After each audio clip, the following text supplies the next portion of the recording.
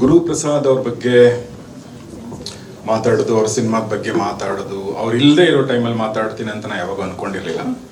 But sorry so ಇವತ್ತೆಲ್ಲ cinema release ಒಂದು ತಿಳಿದೀವಿ. So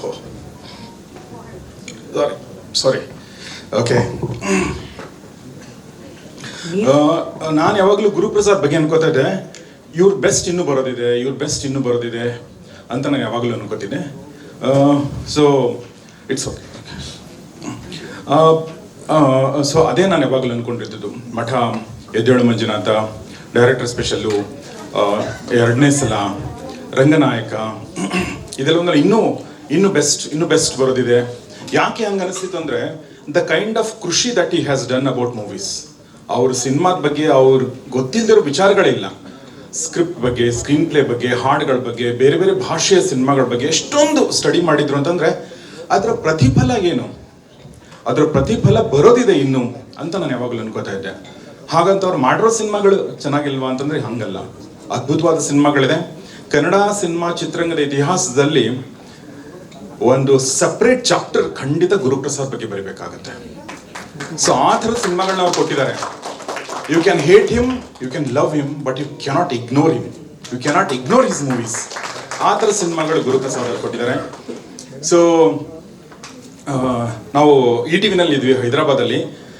ಮಠ ಇಲ್ಲಿ ರಿಲೀಸ್ ಆಗಿತ್ತು. ಇದ್ರ ಸುದ್ದಿ ಅಲ್ಲಿಗೆ ನಮಗೆ ತಲುಪಿ, ಹಾಡುಗಳೆಲ್ಲ ತಲುಪಿ. ನನ್ನ ಫ್ರೆಂಡ್ ಮಂಜುನಾಥ್ ಸಂಜು, ನಾವೆಲ್ಲ ಎಷ್ಟು ಎಂಜಾಯ್ ಮಾಡಿದ್ವಿ ಅಂದ್ರೆ ಆ ಹಾಡು, ಇವ್ರು ನಮ್ಮ ಅಶ್ವಥ್ ಅವ್ರು ಹಾಡಿರುವಂಥ ಹಾಡು ಕೇಳಿ ಎಷ್ಟು ಎಂಜಾಯ್ ಮಾಡಿದ್ವಿ. ಬಂದ ತಕ್ಷಣ ಸಿನಿಮಾ ನೋಡಿದ್ವಿ.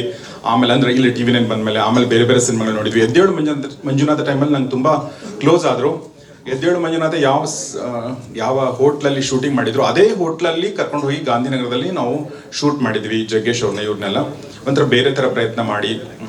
ಸೊ ಆ ಥರದ್ದೆಲ್ಲ ಆಗಿದೆ. ಅದಾದಮೇಲೆ ನನಗೆ ಪರ್ಸ್ನಲಿ ತುಂಬ ಕ್ಲೋಸ್ ಫ್ರೆಂಡ್ ಆಗ್ಬಿಟ್ರು ಗುರು. ನಮ್ಮ ಮನೆಗೆ ಬರ್ತಿದ್ರು, ಅವ್ರ ಮನೆಗೆ ನಾನು ಹೋಗ್ತಿದ್ದೆ, ತುಂಬ ಸಲ ಮೀಟ್ ಆಗ್ತಿದ್ವಿ. ಆಮೇಲೆ ಒಂದು ಪರ್ಟಿಕ್ಯುಲರ್ ನೈಟ್ ನೆನಪಿದೆ ನನಗೆ. ನಾನು KS ಸುರೇಶ್ ನಿರ್ಮಾಪಕರು, ಗುರುಪ್ರಸಾದ್ ಅವ್ರ ವೈಫು, ನನ್ನ ವೈಫು, ಸುರೇಶ್ ಅವ್ರ ವೈಫು ಎಲ್ಲರೂ ಸೇರಿಕೊಂಡು ಒಂದಿನ ಅವ್ರ ಮನೆಯಲ್ಲಿ ರಾತ್ರಿ ಊಟ ಮಾಡಿ ಒಂದು 3-4 ಗಂಟೆ ತನಕ ಮಾತಾಡಿದ್ವಿ. ಮಾತು ಎಷ್ಟು ಅದು ಅಂದರೆ ಅವ್ರ ಜೊತೆ ನಿಮ್ಗೆ ಗೊತ್ತು ಅವ್ರ ಮಾತು ಎಂಥ ಅದ್ಭುತವಾದ ಮಾತುಗಳು, ಎಷ್ಟು ಚೆನ್ನಾಗಿ ಒಳನೋಟ, ಹಾಸ್ಯ ಎಲ್ಲವೂ ಇರುವಂಥ ಮಾತಾಗಿತ್ತದು. ಸೊ ಅದು ಸಿನಿಮಾದಲ್ಲಿ ಬಂದಿತ್ತು. ಬಟ್ ನನಗೆ ಒಂದ್ಸಲ ಗುರು ಕೇಳಿದೆ, ಗುರು ಸಾಕು ಗುರು, ಇದು ಬಿಟ್ಬಿಡಿ ನೀವು, ಒಂದು ಈ 10x10 ಬಿಟ್ಟು ಬೇರೆದು ಮಾಡಿ, ನಿಮ್ಮ ಹತ್ರ ಅದು ಇದೆ ಅಂತ ನಾನು ಹೇಳಿದ್ದೆ. ಅವಾಗ ಅವ್ರು ಅದೇನೇನೋ ಹೇಳಿದ್ರು, ಅವ್ರದೇ ಒಂದಷ್ಟು ಇದಿತ್ತು. ಆಮೇಲೆ ಮಧ್ಯದಲ್ಲಿ ಒಂದ್ಸಲ ನಾನು ಗುರು ಬನ್ನಿ ಪಾರ್ಟಿ ಮಾಡೋಣ ಅಂತ ಏನು ಹೇಳಿದ್ರು ಅಂದರೆ, ಇಲ್ಲ ಸರ್ ಅಂತಿದ್ರು ನನಗೆ ಅವರು, ಇಲ್ಲ ಸರ್ ನಾನು ಅಧ್ಯಾತ್ಮದ ಕಡೆ ವಾಲ್ತಾ ಇದ್ದೀನಿ ಅಂತ ಹೇಳಿದ್ರು. ಓ ಓಕೆ ಒಳ್ಳೇದಲ್ವಾ ಅಂತ ನಾನು ಬಿಟ್ಟೆ. ಆಮೇಲೆ ಮತ್ತೆ ಬದಲಾಗಿದ್ರು. ನಾನು ಕೇಳಿದೆ, ಯಾಕೆ ಗುರು ಹಿಂಗೆ ಚೇಂಜ್ ಆಗಿಬಿಟ್ರೆ ಅಂದರೆ, ಸರ್ ಲೈಫನ್ನು ಅಷ್ಟು ಸೀರಿಯಸ್ ಆಗಿ ತಗೊಳ್ಳೋ ಅವಶ್ಯಕತೆ ಇಲ್ಲ ಅಂತ ನನಗೆ ಅನ್ನಿಸ್ತು ಅಂತಂದ್ರು. ಸೊ ಕಂಪ್ಲೀಟ್ಲಿ ಮತ್ತೆ ಬದಲಾಗಿದ್ರು. ಆಮೇಲೆ ಅವರೊಂದು ಹೋಟ್ಲಲ್ಲಿ ಉಳ್ಕೊಂಡಾಗ ನಾನು ನನ್ನ ಗೌರಿ ಶಕ್ಕಿ ಸ್ಟುಡಿಯೋಗೆ ಸೀರೀಸ್ ಆಫ್ ಇಂಟರ್ವ್ಯೂ ಮಾಡಿದ್ದೀನಿ. ಅದನ್ನೆಲ್ಲ ತುಂಬ ಜನ ನೋಡಿ ಇಷ್ಟಪಟ್ಟಿದ್ದಾರೆ. ಎಷ್ಟು ನಮ್ಮ ಚಾನಲಲ್ಲಿ ಎಷ್ಟು ಜನ ಅವ್ರನ್ನ ಎಷ್ಟು ಮಿಸ್ ಮಾಡ್ಕೊಂಡಿದ್ದಾರೆ ಅಂದರೆ, ಇವ್ರು ತೀರ್ಕೊಂಡಾಗ ನಾನು ಕೋಲ್ಕತ್ತಾದಲ್ಲಿದ್ದೆ. ಅಂದರೆ ಹೌ ಕ್ಯಾನ್ ದಿಸ್ ಹ್ಯಾಪನ್, ಆಮೇಲೆ ಹೌ ಕ್ಯಾನ್ ಈ ಥರ ಮಾಡೋಕ್ಕೆ ಹೆಂಗೆ ಸಾಧ್ಯ ಈ ವ್ಯಕ್ತಿ, ಇಷ್ಟೆಲ್ಲ ನಿರೀಕ್ಷೆಗಳನ್ನ ಹುಟ್ಟಿಸಿ ಇಷ್ಟೆಲ್ಲ ಓದಿ ಇಷ್ಟೆಲ್ಲ ಬರೆದು ಇಷ್ಟೆಲ್ಲ ತಿಳ್ಕೊಂಡು ಇನ್ನೂ ಸಿನಿಮಾ ಕೊಡ್ತಾರೆ ಅಂತಂದಾಗ ಅನ್ಯಾಯ ಇದು. ಆ್ಯಕ್ಚುಲಿ ಅದು ಅವ್ರಿಗೂ ಮಾಡ್ಕೊಂಡ್ರೆ ಅನ್ಯಾಯ, ನಮಗೂ ಮಾಡ್ಕೊಂಡ್ರೆ ಅನ್ಯಾಯ, ಪ್ರೇಕ್ಷಕರಿಗೂ ಮಾಡಿರೋ ಅನ್ಯಾಯ ಇದು. ಈ ಥರ ಯಾರು ಮಾಡಬಾರ್ದು. ಸೊ ಅಷ್ಟೇ ಹೇಳಕ್ಕೆ ಸಾಧ್ಯ. ಇನ್ನೊಂದು ಏನಂತಂದರೆ, ನನಗೆ ಒಂದು ಅನ್ನಿಸ್ತು, ಏನು ಗುರುಗೆ ನಾವೇ ಸಾಯಿಸ್ಬಿಟ್ವಾ ಅಂತ ಅನ್ನಿಸ್ತು ನನಗೆ ಕೆಲವೊಂದ್ಸಲ. ನಾವೇ ಅವ್ರನ್ನ ಅಡ್ಡಕ್ಕೆ ಏರಿಸ್ಬಿಟ್ವಾ, ಅವ್ರೇನು ಅಂಥ ದೊಡ್ಡ ಮೇಕರ್ ಆಗಿರ್ಲಿಲ್ವಾ, ಯಾಕೆ ಆ ಥರ ಅಂತ ರಂಗನಾಯಕ ಏನಾದರೂ ಸ್ವಲ್ಪ ಈ ಥರ ಆಗ್ಬಿಟ್ರೆ ಇವರು ಈ ಥರ ಮಾಡ್ಕೊಳ್ಳೋದ, ಈ ಥರದ್ದೆಲ್ಲ ನನಗೆ ಕೆಲವೊಂದ್ಸಲ ಅನ್ನಿಸ್ತು. ನನಗೆ ಈ ಸೆಲೆಬ್ರಿಟಿಗಳು, ಸ್ಟಾರ್ಗಳು, ದೊಡ್ಡ ಡೈರೆಕ್ಟರ್ಗಳೆಲ್ಲ ಪಕ್ಕದಲ್ಲಿ ಎಂಥವ್ರನ್ನ ಇಟ್ಕೋಬೇಕು ಅಂತಂದರೆ, ನಿಮ್ಮ ಸಿನಿಮಾ ಬಂದಾಗ ಆ ಸಿನಿಮಾ ಫಸ್ಟ್ ಶೋ ನೋಡಿ ಅವ್ನು ನಿಮಗೆ ಬಂದು ಡಬ್ಬಾ ಥರ ಮಾಡಿದೆ ಗುರು ನೀನು, ಗುರು ಅಂದರೆ ಈ ಗುರುಪ್ರಸಾದಲ್ಲ, ನಿಮಗೆ ಹೇಳುವಂಥ ತಾಕತ್ತು, ಫ್ರೀಡಮ್ಮು ಇರುವಂಥ ವ್ಯಕ್ತಿಗಳನ್ನ ನಮ್ಮ ಪಕ್ಕದಲ್ಲಿ ಇಟ್ಕೋಬೇಕು. ಅವಾಗ ನಾವು ಎಷ್ಟೇ ಮೇಲೆ ಹೋಗಲಿ ನಮ್ಮನ್ನು ಗ್ರೌಂಡಿಗೆ ನಿಲ್ಲಿಸುವಂಥ ಕೆಲಸವನ್ನು ನಮ್ಮ ಸ್ನೇಹಿತರು ಮಾಡಬೇಕು.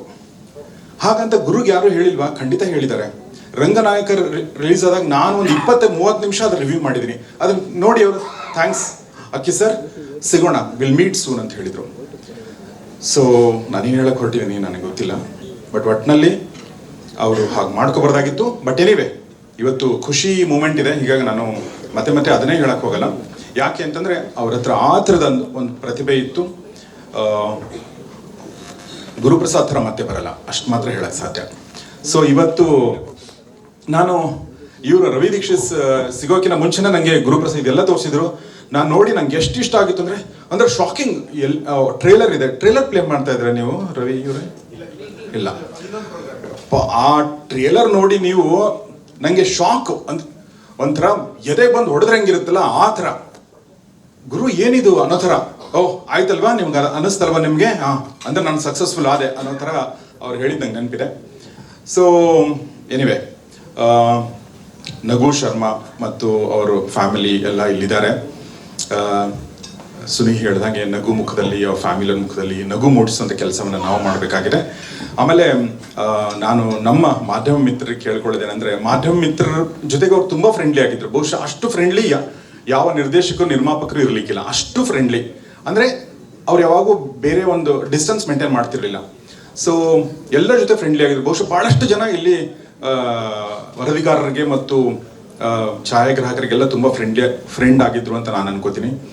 ಸೊ ನಾವು ಮಾಡಬೇಕಾಗಿರೋ ಕೆಲಸ ನಾನು ರವಿ ಅವ್ರಿಗೆ ಹೇಳಿದೆ, ಈ ಸಿನಿಮಾ ನಮ್ಮದು ಈ ರಿಲೀಸ್ ಆಗೋ ತನಕ ನಾವು ನಿಂತ್ಕೊಂಡು, ನೀವು ಹೇಗೆ ನಿಂತ್ಕೋತೀರೋ ನಿಮ್ಮ ಜೊತೆಗೆ ನಾವು ನಿಂತ್ಕೊಂಡು ಥಿಯೇಟರ್ ತನಕ ನಿಮ್ಮ ಜೊತೆಗೆ ಬರ್ತೀವಿ ಅಂತ ನಾನು ಹೇಳಿದ್ದೀನಿ.